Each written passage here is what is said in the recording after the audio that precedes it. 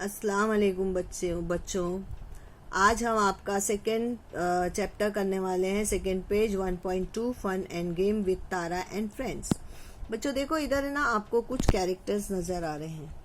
ये है मियाँ, ये है पैडी, ये है तारा, ये है मिट्ठू, ये है बिट्टू, और ये है कुक्कू, और ये है टोटो।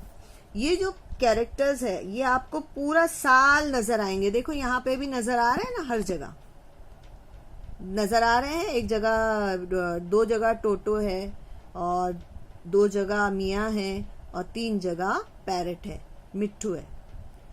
अच्छा, अब आखिर में देखो तारास की पिक्चर्स दी हुई है।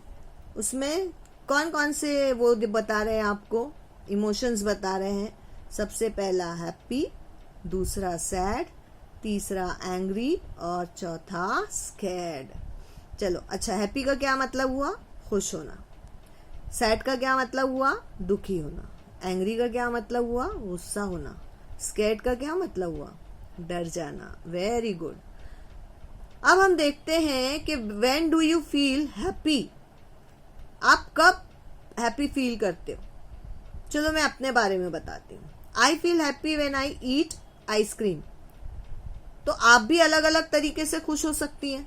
आप कभी आइसक्रीम खा के खुश होंगी, कभी बिरयानी खा के खुश होंगी, और कभी हो सकता है आप कोई गेम जीत गई हो उसमें खुश हो जाए, है ना। तो खुशी की कोई इंतहा नहीं होती है। वो किसी भी वक्त में कहीं भी छोटी सी बात पे भी यू कैन बी हैप्पी। अब बताओ, when do you feel sad, दुखी कब होते हो? देखो मैं बताऊं, when I feel sad when my friends quarrels with me। देखो मेरे साथ में जब मेरे फ्रेंड्स जब झगड़ा करते हैं ना, तब मैं वो हो जाती हूँ, सैड हो जाती हूँ। और I feel sad when I am ill। और जब मैं बीमार भी होती हूँ ना, तभी भी मुझे ऐसा लगता है कि मैं बहुत सैड हो गई हूँ। ठीक है। उसके बाद में मैं वापस तीसरा सवाल पूछती हूँ आपसे, when do you feel angry, आप गुस्से कब होते हो? I feel angry when someone troubles me. ये मेरी फीलिंग्स है, तुम्हारी फीलिंग्स अलग हो सकती है, ठीक है। और उसके बाद में I feel angry when my friend tease me. कभी कभी मुझे मेरे फ्रेंड्स छेड़ते हैं ना, तभी भी मुझे गुस्सा आने लगता है, ठीक है। तो आपको भी किसी अलग बात पे गुस्सा आ सकता है। तो when do you feel scared, आपको जब, अब मेरे बारे में मैं बता दूं तो I feel scared when I see a thunder shower. जब जोर का होता है, बारिश जोर की होती है, जोर जोर में गड़गड़ाहट होती है आसमान में, उस वक्त मुझे जो है वो बहुत बड़ा डर लगता है। और आई feel scared when I am all alone in the dark, और जब मैं अकेले में अंधेरे में होती हूँ, जब जो है मुझे बहुत डर लगता है। ये तो हुआ कि हम कब कब जो है वो डरते हैं, खुश होते हैं, सैड होते हैं, हैप्पी होते हैं, सैड होते हैं, एंग्री होते हैं, स्केर्ड होते हैं। लेकिन अभी हम अगर एक सवाल करें कि what do you do when you feel happy, आप क्या करते हो जब आप हैप्पी होते हो? तो देखो, हमने इससे पहले एक पोइट्री पढ़ी है, when you are happy and you know it clap your hands, पढ़े ना। तो मैं तो अपने हाथ तालियां बजाती हूँ, ठीक है। लेकिन सेकेंड थॉट ये भी आता है कि I jump for joy when I feel happy. When I share my mother's work I feel happy. देखो, जब मैं अपनी माँ के काम करके देती हूँ ना, कोई भी, जैसे आटा गूंद के दे दिया, या उनको बर्तन धो के दे दिए, या झाड़ू लगा के दे दी, उस टाइम पे आई feel happy. What do you do when you feel sad, आप क्या करते हैं? मैं तो क्या करती हूँ पता है? I sit all alone when I feel sad. मैं बिल्कुल अलग, अकेली, खामोश बैठ जाती हूँ। और I weep a lot when I feel sad, और जब मैं अकेली होती हूँ तभी भी मैं क्या करती हूँ? रोने लग जाती हूँ, when I feel sad. What do you do when you feel angry, आप लोग क्या करते हैं जब आप एंग्री होते हैं? तो देखो, जब मैं एंग्री होती हूँ तो मैं क्या करती हूँ?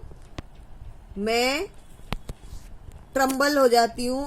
When I feel scared I tremble with fear. मेरे पैर है ना थरथराने लगते हैं, मैं जोर जोर से कांपने लगती हूँ। तो इसके लिए मुझे यहाँ भी डर लगने लगता है। बात समझ में आई? तो यानी मैंने आपको 4 इमोशंस अलग अलग तरीके से बता दिए हैं, ठीक है। अब ये तो हो गया कि आपको अलग अलग तरीके के इमोशंस आ रहे हैं, हैप्पी हो रहे हो आप, सैड हो रहे हो, एंग्री हो रहे हो, स्कैर्ड हो रहे हो। तो इस सिचुएशन में हमको कैसे बिहेव करना है, हमको अपने आप को किस तरीके से प्रेजेंट करना है कि किसी को भी इसका एहसास नहीं हो और हमारी फीलिंग्स जो है वो हमारे तक ही रहे। What should you do when you are sad? मैं तो बताऊं मैं क्या करूंगी। When I am sad I should try to forget the sad incident. अगर मैं सैड हूं तो मैं जो सैड बात कर रही है, मुझे जो दुखी कर रही है बात, मैं उसको भुलाने की कोशिश करूंगी। When I am sad I should think of happy things.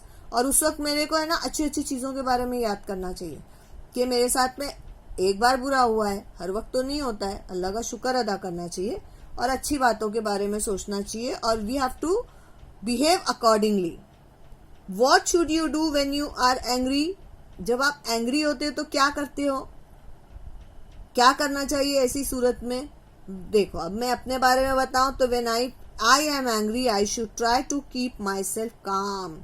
काम काम काम यानी वो काम नहीं बल्कि CLAM काम, यानी कि मैं अपने आप को शांत करूंगी, पुरसुकून करूंगी और मैं अपने आप को कंट्रोल करने की, मेरे एंगर को कंट्रोल करने की कोशिश करूंगी। हमारे मज़हब में भी है कि बहुत ज़्यादा गुस्सा आ रहा हो तो क्या कहते हैं कि बैठ जाया करो, लेट जाया करो, पानी पी लिया करो, है ना, ऐसे बोलते हैं। तो when I am angry I should try to control my anger in various ways. मैं अपने उसको एंगर को अलग अलग तरीके से कंट्रोल करने की कोशिश करूंगी। अब उसके बाद में आता है what should you do when you are scared. अरे जब आपको गुस्सा आएगा तो आप क्या करोगे? What should you do? Nothing, nothing can scare me. मुझे कोई चीज़ नहीं डरा सकती है, मैं किसी चीज़ से नहीं डरती हूँ सिवाय अल्लाह के। जब ये थॉट हमारे दिमाग में आ जाता है तो उसके बाद हम जो है वो डरना बंद कर दें। हम डरते क्यों हैं? अगर हमने कोई गलत काम किया है या हमसे कोई गलती हो गई है तो हमको क्या करना होता है? जाके उस गलती को मान लेना होता है। तो वो गलती हमको डराती नहीं है और हम डरते भी नहीं हैं। और इसी तरह से When I am scared, I should try to show great courage। और जब मुझे बहुत ज़्यादा डर लगने लगे तो मैं क्या करूँगी? अपनी हिम्मत बढ़ाऊँगी और अपने आप को बाहिम्मत बता के कोशिश करूँगी कि मैं बहुत हिम्मत वाली हूँ, ये चीज़ मैं दिखाऊँगी।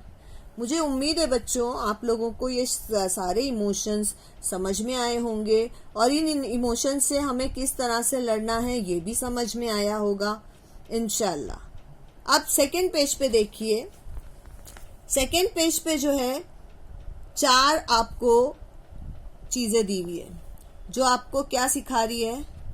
पता है आपको क्या सिखाती है वो 4 चीज़ें? वो 4 चीज़ें आपको सिखाती है मैनर्स, आपको किस तरीके से अच्छे से एक दूसरे के साथ रहना है, ये सिखाती है। समझ में आया? तो पहला है please don't mention it, I am so sorry, excuse me, my pleasure. Please don't mention it का मतलब होता है कोई बात नहीं। आई एम सॉरी का मतलब होता है मुझे माफ कर दीजिए। एक्सक्यूज मी का मतलब होता है जब हम किसी से बात करने जाते हैं, किसी से भी, तो हम क्या करते हैं? बीच में उससे बात करने से पहले बोलते हैं एक्सक्यूज मी, उसको अपनी तरफ मुतवज्जा करते हैं और फिर उससे बात करते हैं। और चौथा सेंटेंस है माई प्लेजर। माई प्लेजर मतलब मेरे लिए ये खुशी की बात है। आई बात समझ में? मेरे लिए ये बायस मुसर्रत है। ये इस तरह से हम अपने फीलिंग्स को बता रहे हैं, दिखा रहे हैं उनको। उसके बाद देखो एक तस्वीर में एक बच्ची है और उसके साथ में एक लेडी है और वो उसको फूल पेश कर रही है। तो वो बोलती है thank you for the flowers. तो बच्ची बोलती है माई प्लेजर, यानी ये मेरे लिए खुशी की बात है। अब एक लड़का है जो उसके ऊपर पानी गिरा देता है तो वो बोलता है I am so sorry I spilled water on your shirt. तो वो बच्चा बोलता है never mind it will dry up, बोलता है कोई बात नहीं ये सूख जाएगा। अगर आप उसकी जगह होते तो क्या करते, उससे लड़ने लग जाते, अपनी क्लास टीचर को बोलते टीचर सी इसने मेरे ऊपर पानी गिरा दिया है ना, लड़ने बैठ जाते।